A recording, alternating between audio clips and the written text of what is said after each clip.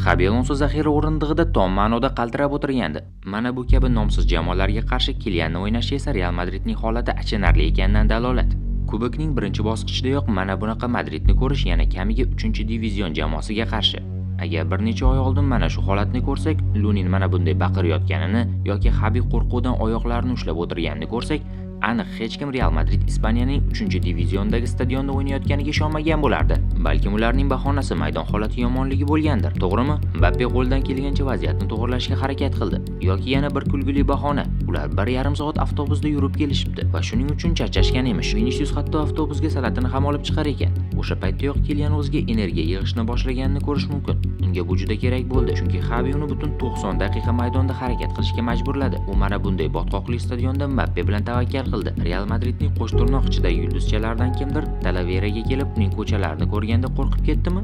Aksincha, bu Alonso uchun dahshatli tushga aylanishiga sal qoldi. Lekin Mbappe qanday qilib o'ynamasligi mumkin? Axir u jamoada yagona gol ura oladigan futbolchi bo'lsa, raqiblari esa unga zulukdek yopishib olishgan. Yo'l-yo'lakay gaplashib, deyarli futbolka so'rab yolvorishardi. Fransuz esa ularni biroz masxara qildi. Bu esa ularning bunday futbolchilarga o'rganmaganidan dalolat. Bu esa aniq. Bellingemni esa o'yin oldidan deyarli yeb yuborishdi. Mana butun Talavera jamoasi uni qurshab olgan. Ammo bu narsa hech qachon ushbu bahs oson bo'ladi degani emas. Faqat Mbappe buni o'yin boshlanishidan oldin ham tushungandi. U Gonzalo bilan gaplashdi. Nima qilish yoki nima qilmaslik kerakligini tushuntirdi. Endrik bilan esa har doimgidek hurmat bilan munosabatda bo'ldi. Unga maslahatlar berdi, chunki zaxira futbolchisi uchun bu oson emasdi.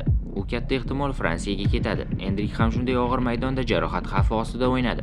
Gapimdan go'yo u Manchester Cityga qarshi o'ynagandek tuyuladi, lekin yo'q. Maydonda Real Madrid penaltilar, avtogollar va raqiblarning qo'pol xatolari hisobiga g'alaba qozondi. Bu haqiqiy sharmandalik. Deyarli hamma o'yinda ko'rishga o'rganib qolganimiz. Ammo Real Madridning g'alabasiga asl sabab bu Kylian Mbappe edi. Doim kulib yurardi. Ha aytgancha, hozir u Alonsoni qutqarib turgan yagona inson. Agar Mbappe bo'lmaganida Alonso allaqachon haftalar oldin ishdan ketgan bo'lardi. Balkim hozir shunday ham bo'lgani yaxshiroqdir. Ba'zilar Xabini qo'rqoq deydi, ham balki shundaydir. Ammo Kilian bilan uni bunday maydonlarda o'ynagani uchun ayblab bo'lmaydi. Bu esa eski Mourinho kubokdagi ilk o'yinda tushirgan tarkibga o'xshardi. O'sha paytda ham maydonda Cristiano bor edi. Xabi yutqazishni istamadi, ammo eng yaxshi futbolchisi bilan o'ynab, u aslida qo'rqqanidan ko'ra ko'proq narsani yo'qotishi mumkin edi. Jamoasi sharmanda bo'ldi. Uning yuzidan hammasi bilinib turardi.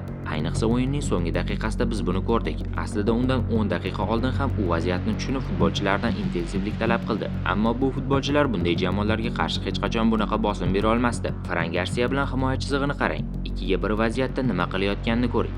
Hausen esa yarim professional futbolchilarga qarshi yelkama-yelka kurashda ham boshqa jabhalarda ham raqobat qila olmayapti. Hattoki Lunin sardorga aylandi. Mana bu esa jamoaning qanday holatga kelib qolganining belgisi.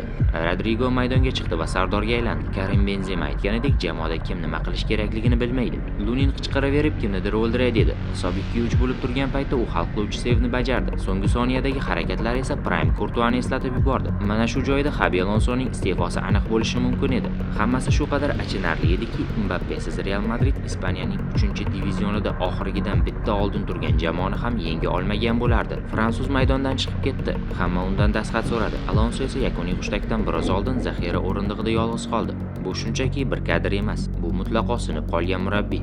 U oyoqlarini ushlab o'tirardi.